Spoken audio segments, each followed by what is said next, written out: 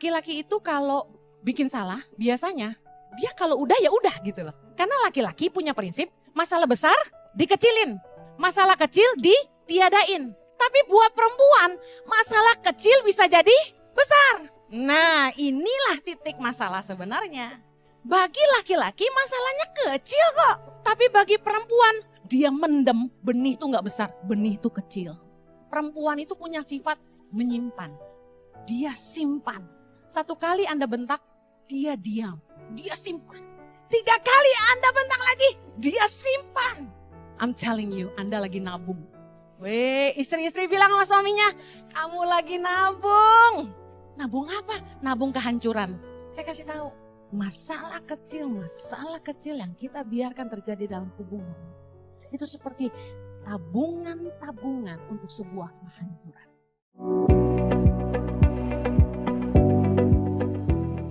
Shalom, apa kabar?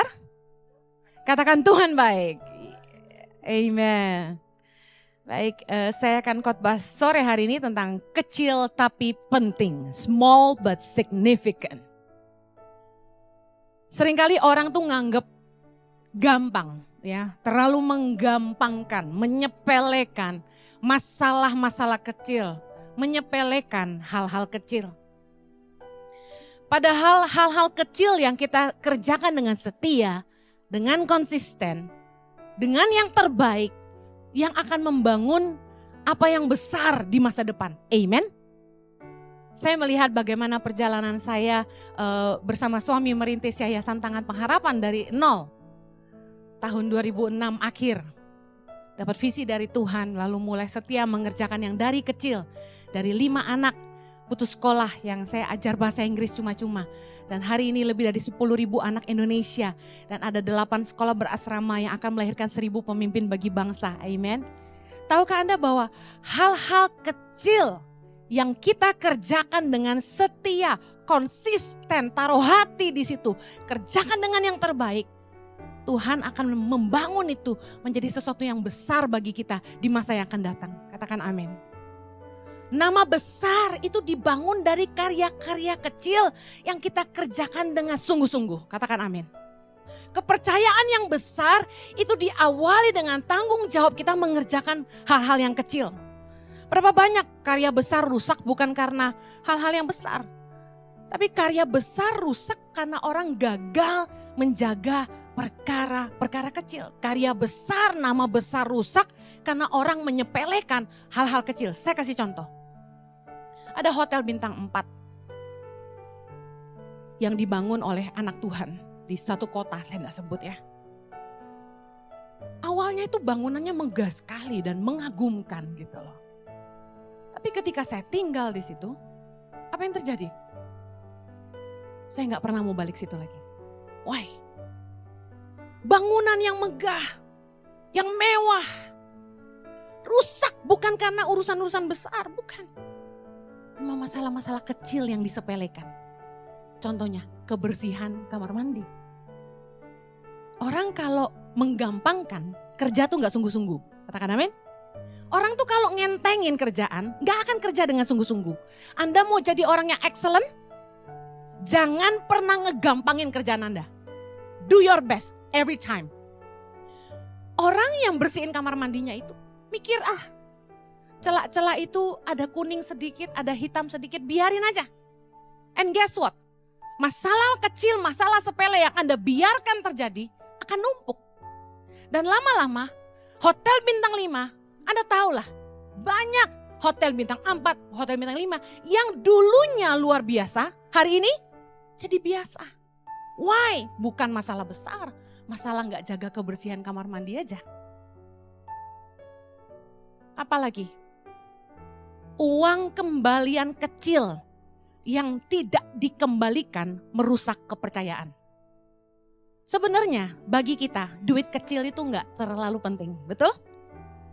Buat kita, kalau orang kembaliin pun kita bilang gini, udahlah buat kamu aja. Sebenarnya buat kita itu tidak menyakitkan, ya kan? Tapi sayangnya orang yang kita serahin uang, dia gak lapor sama kita duitnya dipakai apa, dan dia juga gak ngembaliin. Kalau Anda pengen dipercaya orang kepercayaan yang besar, Anda pengen dipercaya duit yang besar, harus bisa dipercaya dengan uang kecil. Biarpun cuma kembalian sisa sen, uang koin, balikin semuanya. Jangan pernah nggak jujur dalam perkara kecil. Karena urusan kecil Anda tidak bisa dipercaya, orang nggak akan pernah kasih Anda uang besar. Yang setuju katakan amin. Ada orang yang saya serahin uang, nggak pernah bikin laporan. Ini pribadi ya. Dia nggak pernah catat. Saya bilang nggak usah rumit. Foto aja notanya. Jadi saya tahu duit itu kemana. Jangan tiap kali dikasih uang nggak ada laporannya. Kalau saya tanya udah habis, udah habis. Kok udah habis terus? Catatannya mana? Nggak ada catatan. Ya udah kalau malas nyatat foto notanya. Nggak pernah dilakukan. Akhirnya saya nggak pernah kasih uang lagi ke dia. Seringkali orang itu nggak ngerti kita itu diuji dari hal-hal kecil. Coba orang itu saya percayakan uang kecil dia bisa dipercaya, dia akan jadi orang kepercayaan saya. Setuju? Saya akan berani serahin uang lebih besar sama dia. Nah, masalah kecil apalagi yang suka kita sepelehin? Masalah rumah tangga yang kecil-kecil. Masalah komunikasi yang rusak. Laki-laki itu kalau bikin salah, biasanya dia kalau udah ya udah gitu loh. Karena laki-laki punya prinsip, masalah besar dikecilin. Masalah kecil ditiadain. Tapi buat perempuan, masalah kecil bisa jadi besar. Nah, inilah titik masalah sebenarnya. Bagi laki-laki masalahnya kecil kok. Tapi bagi perempuan, dia mendem, benih itu gak besar, benih itu kecil. Dari jutaan sperma yang masuk ke tubuh seorang istri, cuma 1 sperma yang masuk. Perempuan itu punya sifat menyimpan. Dia simpan. 1 kali Anda bentak, dia diam. Dia simpan. 2 kali suaminya bentak lagi, dia simpan. 3 kali Anda bentak lagi, dia simpan. I'm telling you, Anda lagi nabung. Weh, istri-istri bilang sama suaminya, kamu lagi nabung. Nabung apa? Nabung kehancuran. Pembiaran kepada masalah-masalah kecil dalam hubungan adalah awal kehancuran sebuah rumah tangga. Orang kaget aja deh. Tadinya baik-baik loh, gak apa-apa loh.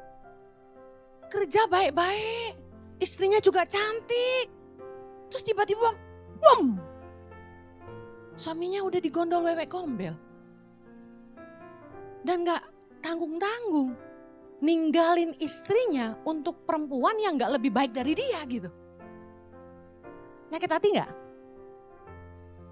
Ibu-ibu yang berasa cantik, merasa dari keluarga terhormat, kalau suamimu ninggalin kamu buat perempuan yang gak lebih baik dari kamu, sakit hati gak? Ya iya dong, what's going on?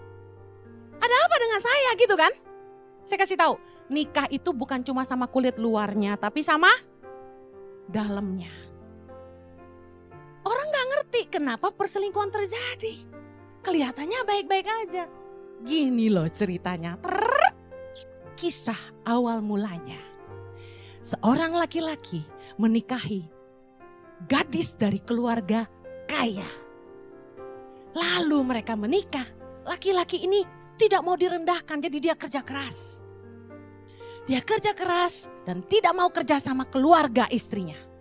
Supaya dia tidak direndahkan. Lalu apa yang terjadi? Istrinya tidak menghormati dia. Karena mungkin penghasilannya gak seberapa dibandingkan uang jajan dari papanya. Jadi sang istri gak mau melayani suami. Pernah mau siapin sarapan. Kalau ngomong kasar, suka bentak suaminya. Bantuin aku dong. Ambilin dong. Gak pernah nanya, kamu udah makan sayang? Kalau suaminya bilang, aku lapar. Ya makan aja. Gitu ngomongnya. Sehari berlalu. Setahun berlalu. 10 tahun lewat. Tahu-tahu suaminya kok dingin. Saya kasih tahu. Masalah kecil yang kita biarkan terjadi dalam hubungan. Itu seperti tabungan-tabungan untuk sebuah kehancuran. Seringkali orang menyepelekan masalah kecil. Istrinya sakit hati gak diberesin. Saya kalau ribut sama Pak Jojo, dia bisa tidur, saya enggak. Saya tahu itu terjadi dalam banyak rumah tangga. Kitanya nangis, dianya udah ke langit ketujuh. Bersamamu. Kitanya, kok dia gak ngerasa salah sih? Kok dia gak minta maaf sih? Tunggu tanggal mainnya. Orang tuh biasanya baru sadar waktu krisis datang. Tadinya kecil-kecil tuh kesalahannya tuh. Udah, masalah besar dikecilin, masalah kecil ditiadain. Kan gitu ya bapak-bapak. Tapi istrinya simpan terus. Kemudian boom, krisis datang baru tersadar. Kok istrinya kabur?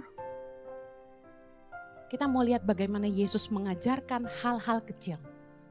Yang pertama, Yesus ngajarin tentang setia dalam perkara-perkara kecil. Baca firman Tuhan, Lukas 16 ayat 10. 3, 2, 1. Barang siapa setia dalam perkara-perkara kecil, ia setia juga dalam perkara-perkara besar. Dan barang siapa tidak benar dalam perkara-perkara kecil, ia tidak benar juga dalam perkara-perkara besar.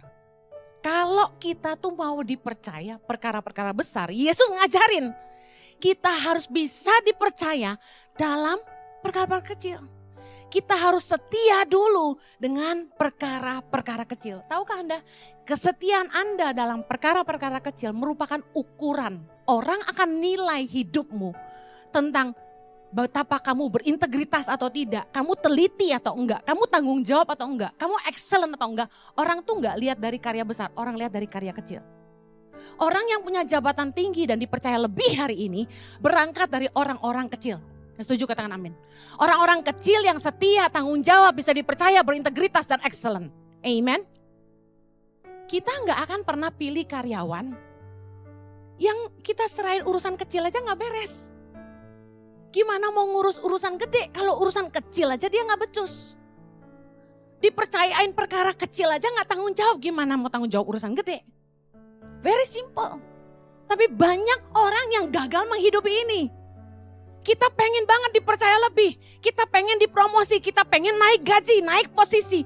Tapi Yesus kasih tahu kuncinya kamu setia dengan perkara kecil. Perkara kecil tuh apa? Urusan duit kecil. Jangan nyolong. Urusan tanggung jawab sampai kepada perkara terkecil. Saya mau kasih contoh. Kalau orang itu kita titipin duit kecil. Duit kecil aja loh. Dia catat. Beli buah 1 kilo, buah ini sekian. Duit kecil aja loh. 100.000 dicatat sampai sedetail itu. Kira-kira penilaian kita sama orang ini apa? Yuk belajar kritis. Cermat. Bisa dipercaya. Lalu jujur. Lalu tanggung jawab. Setuju gak sama saya? Urusan 100.000. Kita akan coba 1 juta. Betul?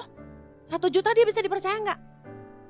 Orang itu kalau pengen dipercaya lebih, gini, yang 100.000 aja lu gak jujur, gimana yang mau cepet tiau?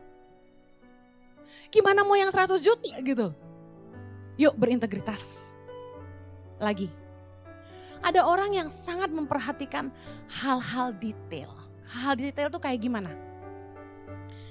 Anda kalau masuk ke sebuah kamar mandi di bandara atau di mall, Anda kayak saya nggak yang gini, kamar mandinya wangi, kamar mandinya itu tisu gulungnya selalu ada, disediakan dan terlipat rapi.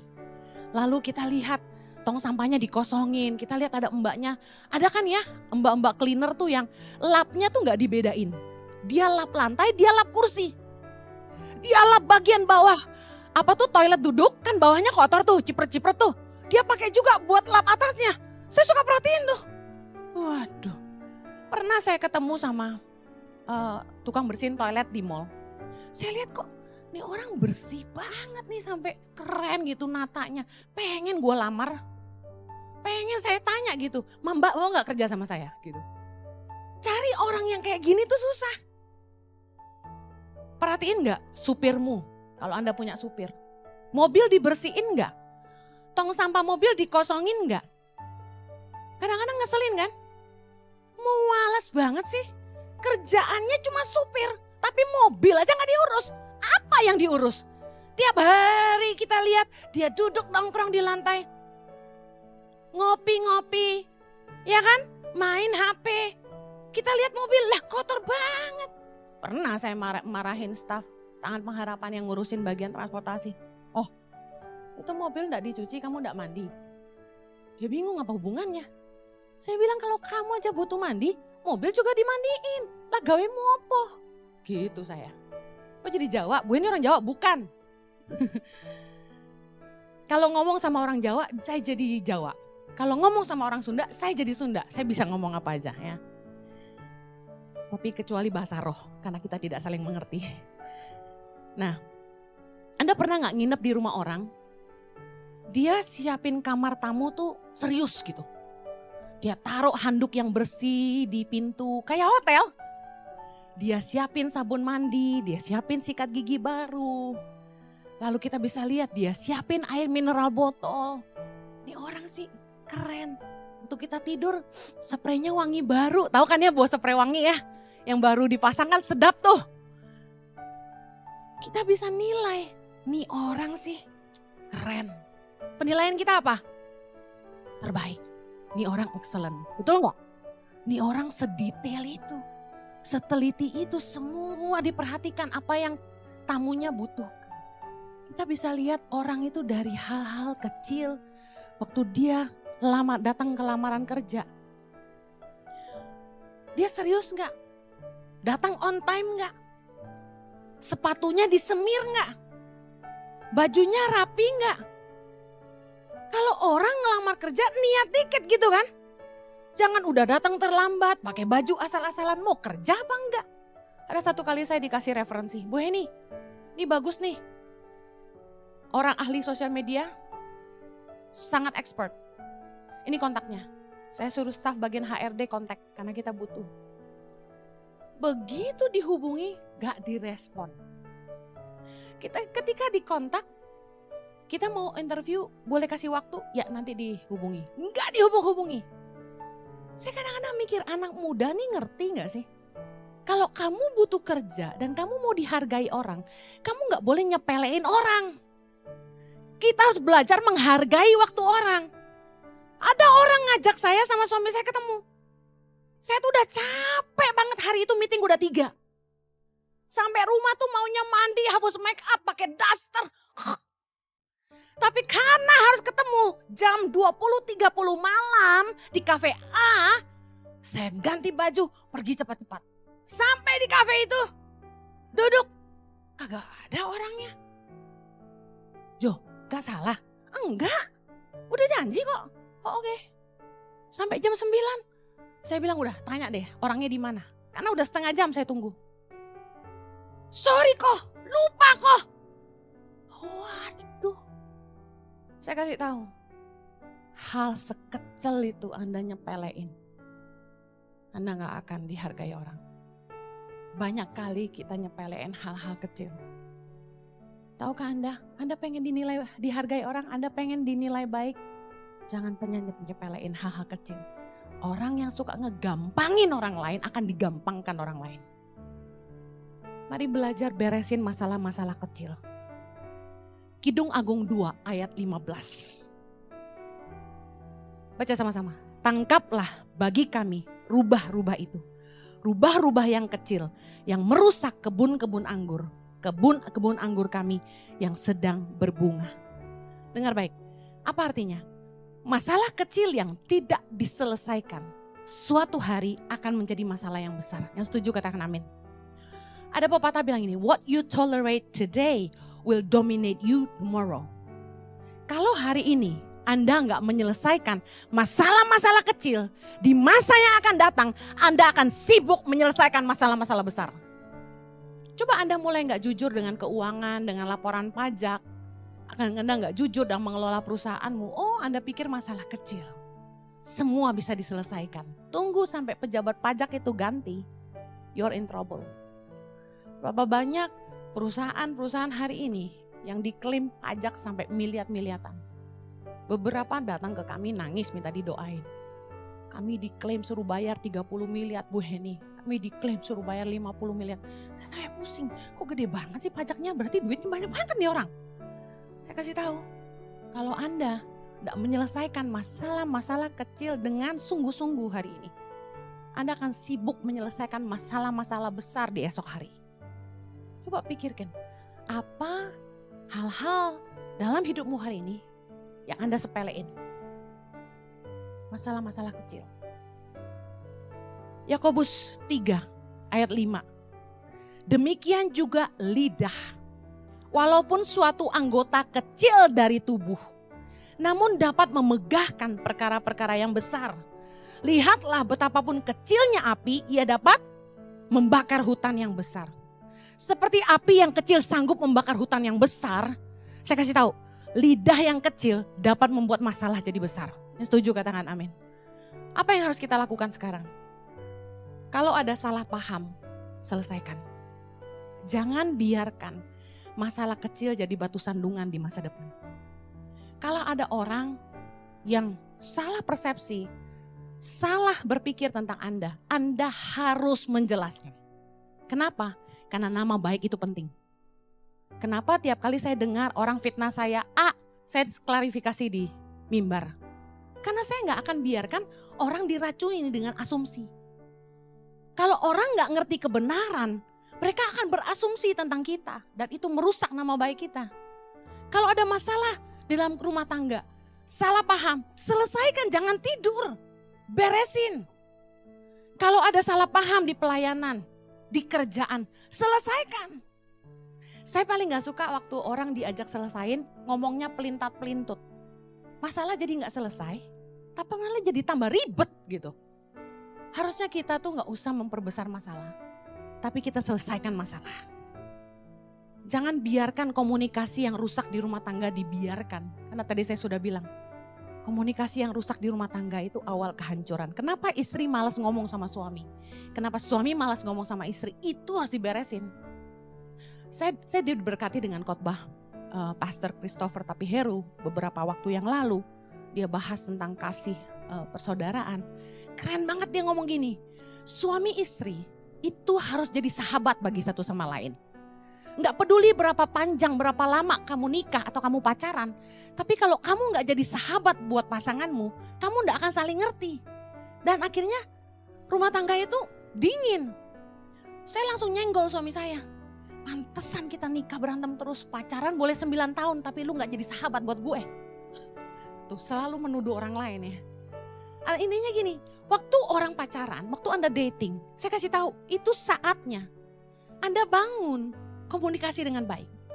Belajar ngerti satu sama lain. Sayangnya anak muda, bukannya mereka belajar terbuka di masa dating, mereka malah sibuk buka-bukaan. Paham ya? Harusnya masa dating itu dipakai buat saling terbuka. Kasih lihat jeleknya kamu tuh kayak gimana. Sorry nih, aku paling gak suka gini gitu kan. Ngomong terus terang.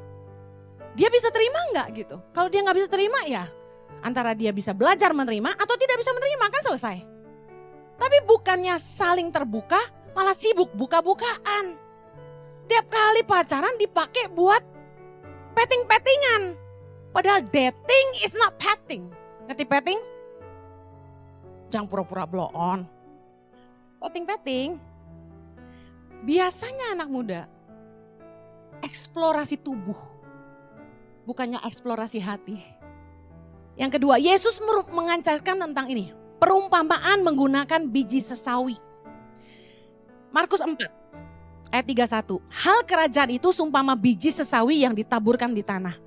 Memang biji itu yang paling kecil, katakan paling kecil, daripada segala jenis benih yang ada di bumi. Tetapi apabila ia ditaburkan, ia tumbuh dan menjadi lebih besar daripada segala sayuran yang lain. Dan mengeluarkan cabang-cabang yang besar sehingga burung-burung di udara dapat bersarang dalam naungannya. It does not matter if you start small.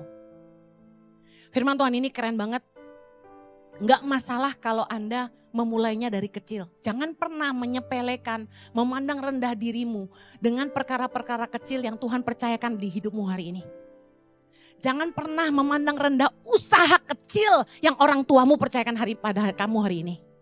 Jangan pernah memandang rendah kepercayaan kecil yang Tuhan percayakan dalam hidup kita hari ini. Karena sebenarnya Tuhan itu senang melatih kita dan menguji hati kita justru lewat perkara-perkara kecil. Tahukah Anda bahwa sangat mudah bagi Tuhan untuk mengangkat hidup kita? Katakan amin. Sangat mudah bagi Tuhan untuk mempromosikan kita, memberkati kita, berlimpah-limpah, mudah. Tapi Tuhan itu melatih kita dari hal-hal kecil. Supaya apa? Supaya kita terlatih mengerjakan yang lebih besar. Kemudian hati kita diuji, siapkah kita ketika kita diberkati. Dalam Matius 25, ketika perumpamaan tentang talenta, ada hamba-hamba 3 yang dipercayakan talenta, ada yang dipercayakan 5, 2 dan 1. Menarik sekali bagaimana tuannya itu memuji mereka, bukan dari jumlahnya. Wah hebat, yang dari 5 jadi 10 dipuji dengan lebih mantap gitu. Wih keren, kamu hebat, kamu cerdas, kamu bisa perbanyak jadi 10, wah keren. Bukan itu. Enggak, tuannya sama sekali enggak bahas angka. Baik sekali perbuatanmu itu, hai hambaku yang baik dan setia. Engkau telah setia dalam perkara kecil. Aku akan memberikan kepadamu tanggung jawab dalam perkara yang besar. Masuklah dan turutlah dalam kebahagiaan Tuanmu. Yesus kasih perumpamaan ini. Jadi bukan seberapa banyak yang Tuhan percayakan dalam hidup kita hari ini. Tapi yang Tuhan akan uji adalah apakah kita setia dengan perkara kecil yang Tuhan percayakan dalam hidup kita hari ini. Saya tuh sangat bersyukur bahwa Tuhan itu mengizinkan saya memulai tangan pengharapan itu dari kecil. Tuhan mengizinkan, bukan dari kelimpahan saya membangun pelayanan saya. Tapi dari mujizat dan mengandalkan Tuhan. Dari iman. Saya ingat satu hari, waktu saya sudah tinggal di Bandung. Saya pernah khotbah sebelumnya, Januari 2006 ketika Tuhan panggil saya waktu kami sedang liburan di Indonesia untuk saya menyelamatkan generasi. Lalu kemudian kami menetapkan hati tinggal di Indonesia. Lalu Juni 2006 kami pindah ke Bandung. Suami saya dapat kerjaan di sana. Nah, saat suami saya sedang kerja di Bandung, membantu sebuah gereja, tapi yang gaji pengusaha, saya fokus ngurus anak di rumah. Chloe dan Zoe waktu itu masih kecil. Juni itu mereka baru berusia sekitar 8-9 bulan. Nah, jujur, pendapatan dari pengusaha itu gak terlalu besar. Anda tahulah punya anak di Indonesia, punya baby kembar 2, biayanya mahal gak? Mahal sekali, belum bensin, belum makan, belum gaji pembantu. Karena saya harus ngurus anak 2, saya gak bisa ngurus rumah. Mama saya kasih kami neni 2, neni-nenian, maksudnya dari pembantu rumah tangga dijadikan pengasuh. Jadi saya gak pakai pembantu lagi, mereka yang bantu saya ngurus anak sama ngurus rumah. Nah, himpitan-himpitan hidup cukup dahsyat. Apalagi dari penghasilan suami saya itu saya masih tabur lagi buat orang susah di Bandung sekitar 30%. Jadi sisa sedikit sekali yang kami miliki sebenarnya. Satu hari saya ingat saya lagi nyetir mobil yang dipinjamkan pengusaha itu. Di tikungan Dago Pakar itu saya ngomong gini sama Tuhan, saking sesaknya gitu loh. Tuhan, bukankah segampang membalikkan telapak tangan kalau Tuhan tuh mau memberkati aku? Aku kesel gitu loh, kenapa harus hidup pas-pasan kayak gini menghidupi panggilan Tuhan gitu. Kenapa harus, ngerem-ngerem, tau gak, uang sayur aja seminggu tuh kita makan cuma 250.000 per minggu. Bayangin, ngirit banget. Saya beli ikan tongkol cuma 10.000 satu. Ayam pejantan unbelievable bisa ada yang harganya 10.000, you know. Saya juga bingung Indonesia nih, ayam apa itu? Tapi luar biasa kita survive di Bandung itu. Nah, saya ingat banget saya ngomong gitu sama Tuhan. Tuhan, bukankah segampang membalikkan telapak tangan kalau Tuhan mau memberkati aku? Kita mulai tangan pengharapan itu kan kita gak kepikiran bikin yayasan gitu loh. Saya cuma lihat anak-anak itu susah dan saya mau bantu mereka. Dari kecil, dari 5 anak itu. Di tengah kesusahan saya, tengah pergumulan hidup, Tuhan ngomong gini, aku yang tahu hatimu. Aku Tuhan yang tahu hatimu. Mungkin ada Anda yang seperti saya hari ini. Anda udah sesak dengan hidupmu. Kayaknya hidup gini-gini aja. Usaha segini-segini aja. Beban besar, tanggungan banyak, tapi penghasilan gitu-gitu aja. Maybe Anda juga udah capek dengan hidupmu. Saya kasih tahu. Mari setia dengan perkara kecil yang Tuhan percayakan di hidupmu hari ini. Tuhan bilang, I know your heart. Jadi intinya Tuhan mau ngasih tahu saya bahwa saya tahu kamu belum siap gitu. Believe me, saya gak pernah tahu bahwa tangan pengharapan akan sebesar hari ini. Anda ngerti maksud saya? Dan ternyata kenapa saya harus memulai dengan begitu sulit. Dengan keadaan udah susah masih bantu orang. Kadang-kadang kan gak masuk akal ya. Tapi Tuhan ternyata mau lihat hati saya gitu loh. Dengan berkat kecil yang Tuhan titipkan dalam hidup saya masih punya lebih gak buat orang lain. Saya bisa berkata cukup gak buat diri saya sendiri. Saya bisa dipercaya Tuhan gak? Gak lama setelah Tuhan ngomong gitu. Pengusaha yang support kami di Bandung ini titip uang 10 juta ke saya setiap bulan untuk membantu orang miskin. Apakah menurut Anda itu kebetulan? No. Kapasitas hati saya mulai diperbesar Tuhan. Dari uang sendiri 30% penghasilan suami plus 10 juta titipan orang. What did I do? Karena saya orang Jakarta, saya nggak tahu Bandung. Saya pergi ke Jogja Supermarket. Kalau Anda tahu Bandung, saya belanjakan 10 juta itu sampai rupiah terkecil. Saya belikan sembako 30 paket. Kemudian saya minta mbaknya masukin ke plastik jadi 30 kantong. 10 juta itu saya belanjakan sampai rupiah terkecil, bahkan kurang saya tambahin pakai uang saya sendiri. Dan bonnya saya serahkan ke pengusaha itu. Dan waktu saya bagi itu ke rumah-rumah orang miskin di daerah Cimahi, Bandung.